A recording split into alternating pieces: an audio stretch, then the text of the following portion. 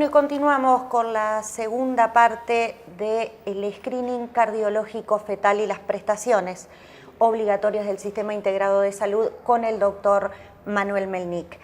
Manuel, ¿cuál sería la situación médico-legal aquí en nuestro país referente a este tema?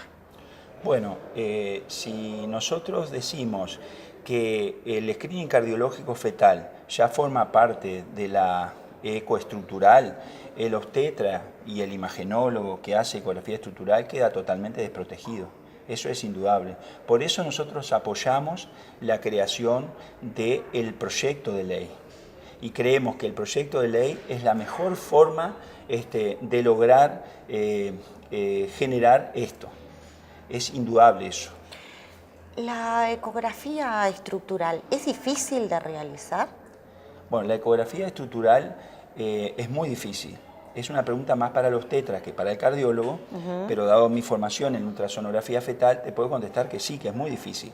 El obstetra tiene que ver la cabecita del bebé, el cerebro, el cuello, el tórax. Dentro del tórax tiene que ver los pulmones, el corazoncito. En el abdomen tiene que ver todas las vísceras, el hígado, los riñones. En la pelvis ver la vejiga, ver los miembros. A eso agregarle que la mamá le pide que le vea el sexo. Sí, por supuesto, si tiene todos los deditos. Tiene que ver el líquido amniótico, la placenta. Por lo tanto, es un estudio que lleva mucho tiempo, es un estudio muy difícil y a eso le estamos agregando los 5 planos de corte de Jagel en la evaluación cardiovascular fetal. Por lo tanto, es un estudio difícil de realizar. Por eso a los tetras hay que prepararlo en la visualización de los 5 planos de corte.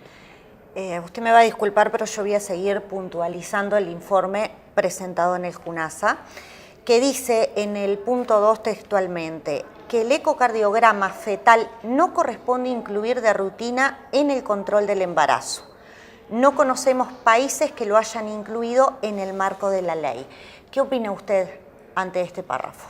Bueno, en realidad nosotros estamos de acuerdo con lo que está diciendo ahí en el informe de la JUNASA. En esto sí. Sí, porque en realidad nosotros en ningún momento planteamos la realización de ecocardiograma fetal en el proyecto de ley. Nosotros en el proyecto de ley hablamos de screening, cribado o tamizaje de las cardiopatías congénitas. No hablamos de ecocardiograma fetal. De hecho, es imposible que se cree un sistema en el cual se realice el ecocardiograma fetal al 100% de las embarazadas. Ni en nuestro país, ni en ningún país del mundo. ¿Por qué? Porque no hay cardiólogos fetales. En nuestro país contamos con los dedos de una mano el número de cardiólogos fetales. ¿Por qué son tan pocos? Y en los países desarrollados tampoco hay cardiólogos fetales como para que se realice al 100% de las embarazadas. Y ya te contesto esa otra pregunta. Fíjate tú que nosotros tenemos 50.000 embarazadas. Si a eso le agregamos los abortos, llegamos a casi 60.000 embarazadas. ¿Cómo hacemos para 4 o 5 cardiólogos fetales ver 60.000 pacientes? Es imposible. Por lo tanto, nosotros de ninguna manera estamos planteando la realización de ecocardiogramas fetales al 100% de las embarazadas. No es así. Si hablamos de un ecocardiograma fetal, ¿en qué consiste? Bien. Te contesto la pregunta anterior, ¿por qué somos tan pocos? Somos pocos porque en realidad para ser ecocardiografista fetal o ser cardiólogo fetal, que a mí me gusta más hablar de ser cardiólogo fetal, tenés que tener una formación en ultrasonografía obstétrica, en la vieja y querida radiología, en embriología, en genética, en cardiología infantil, en cardiología de adulto, en anatomía patológica cardiovascular. Son demasiadas disciplinas que se unen en una sola. Y en realidad en nuestro país no existe la especialidad como tal. Los que nos hemos formado los hemos hecho en el extranjero, por eso somos tan pocos. ¿Y el ecocardiograma fetal en qué consiste, doctor? El ecocardiograma fetal consiste en la visualización del corazón fetal a través de una serie de cortes ecocardiográficos. Nosotros realizamos más de 20 cortes ecocardiográficos para ver en forma completa el corazón fetal desde el punto de vista anatómico o estructural, pero además utilizamos todas las técnicas disponibles en ultrasonografía, como es el Doppler espectral, el Doppler continuo, el Doppler color, usamos el Doppler tisular, es decir, usamos todos esos elementos para realizar la semiología del corazón fetal. ¿Esto está contenido dentro de las prestaciones que deberían o que deben brindar los prestadores de salud? No, no está contenido dentro del PIAS. no está contenido y pasa una cosa muy interesante. La mayoría de las mutualistas y de los hospitales del país, cuando se pide un ecocardiograma fetal, generalmente lo aprueban, pero algunas mutualistas e inclusive del sector público, algunos hospitales le niegan a la embarazada el estudio, por lo tanto la embarazada queda totalmente desprotegida. ¿Y en qué casos estaría indicado, por ejemplo, un ecocardiograma fetal? El paradigma de las indicaciones de la ecocardiografía fetal ha cambiado. Antiguamente decíamos que un ecocardiograma fetal está indicado en una embarazada de alto riesgo, por ejemplo, en una embarazada lúpica, portadora de una poliartritis reumatoidea, una esclerodermia, una conectivopatía mixta, o una embarazada diabética o con un estado hipertensivo. Ahora cambió, ahora la indicación del ecocardiograma fetal es cuando el obstetra o el imagenólogo encuentra signos de sospecha durante la ultrasonografía y ahí se lo envía al cardiólogo fetal. Yo voy a seguir volviendo a mi informe del JUNASA y dice que el ecocardiograma fetal se realiza en la semana 24 o 26. ¿Solo a esa edad gestacional se puede realizar? En realidad se puede realizar en las semanas 24 y 26, pero el ecocardiograma fetal se puede realizar a partir de la semana 14, lo que constituye el ecocardiograma fetal precoz. De hecho, ahora un imagenólogo del interior del país, el día sábado, cuando tuvimos el taller de Rivera, hizo un ecocardiograma fetal precoz en una embarazada de 15 semanas y le llevó 5 minutos realizarlo. Es decir, que se puede realizar. El ecocardiograma fetal también se puede realizar entre las semanas 20 y 28, que es el ecocardiograma fetal del segundo trimestre, y también se puede realizar entre las 28 y 34 semanas, que vendría a ser el ecocardiograma fetal tardío del tercer trimestre. También dice en el informe que el realizar este tipo de ecocardiograma no es costo efectivo. ¿Esto es así? Claro, volvemos a lo anterior. En realidad, nosotros no planteamos dentro de la ley realizar ecocardiogramas fetales. Planteamos realizar screening, cribado o tamizaje de las cardiopatías congénitas durante la ultrasonografía obstétrica, ya sea en la semana 20-24, que es la ecografía estructural, o la semana 28-34, que es la otra ecografía que se realiza. Es decir, visualizar el corazón fetal en esas ecografías, pero no planteamos la realización del ecocardiograma fetal. Con respecto a si no es costo efectivo, en realidad el ecocardiograma fetal es costo efectivo, porque estamos hablando del 40% del total de las congenituras del feto. Y estamos planteando de repente realizar un estudio para ese 40%. Sin embargo, también dice que puede generar falsos positivos e iatrogenia. ¿Es así?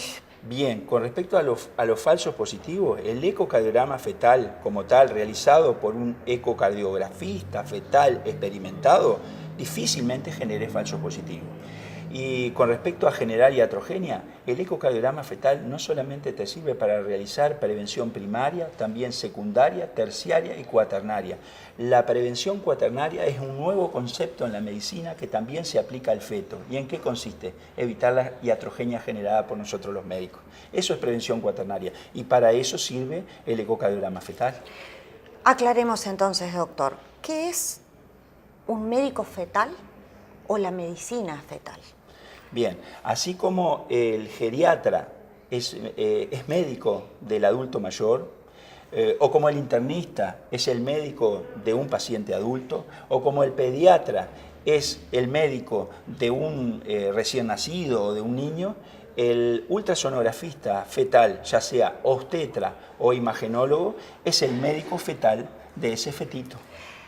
Referente a lo que usted comentaba hoy, para ir cerrando la entrevista del día de hoy, que ya hay médicos, pocos, pero hay que realizan este tipo de estudios. ¿Se podría decir que más allá de que la ley se apruebe o no, este tipo de screening es una realidad hoy en día?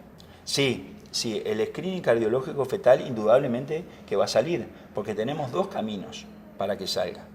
Un camino es que se haga caso al informe de la JUNASA y se diga, bueno, vamos a aceptar el informe de la JUNASA y el screening cardiológico fetal está contenido dentro de la ecografía estructural.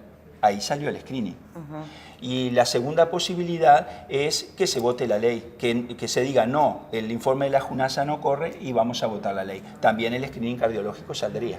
¿Y cómo van a hacer para formar 100% a estos profesionales? Y vamos a tener que recorrer todo el país, a lo largo y a lo ancho. Y eso seguramente lo va a pautar el Ministerio de Salud Pública en conjunto con la Universidad de la República. ¿Las conclusiones finales para cerrar? Bien, quiero decir que a pesar de que nosotros aparentemente discordamos mucho con el informe que realizó la JUNASA y que realizaron específicamente estos preciados colegas, en realidad son mucho más las concordancias que las discordancias. Porque tanto en ese informe queda claramente establecido que ellos quieren que se realice el screening cardiológico fetal. O sea, la diferencia con lo que nosotros pensamos es una cuestión de forma, es una cuestión de continente. Nosotros pensamos que la mejor forma es a través del proyecto de ley. Ellos establecen que la mejor forma es diciendo que está contenido dentro de la ecografía estructural. Yo lo resumo de una manera muy sencilla, muy simple. Para mí, que salga a través del proyecto de ley es un parto natural, es un parto vaginal, ¿sí? Y que se realice a través de la interpretación de que está contenido en el decreto es un parto por cesárea. Perfecto, muchísimas gracias, Solo. Doctor, y bueno, evidentemente las puertas abiertas las tienen para este tema y para cualquier otro entonces. Bueno, muchísimas gracias. Me sentí muy cómodo como siempre. Bárbaro, gracias a usted. Nosotros nos vamos a una pausa, pero usted no se mueva de ahí, que enseguida regresamos con la doctora Graciela Figueiredo y el tema de hoy, linfedema de miembros inferiores, y también con el espacio de medicina anti-age y la doctora Adriana Chirigoiti. Ya volvemos.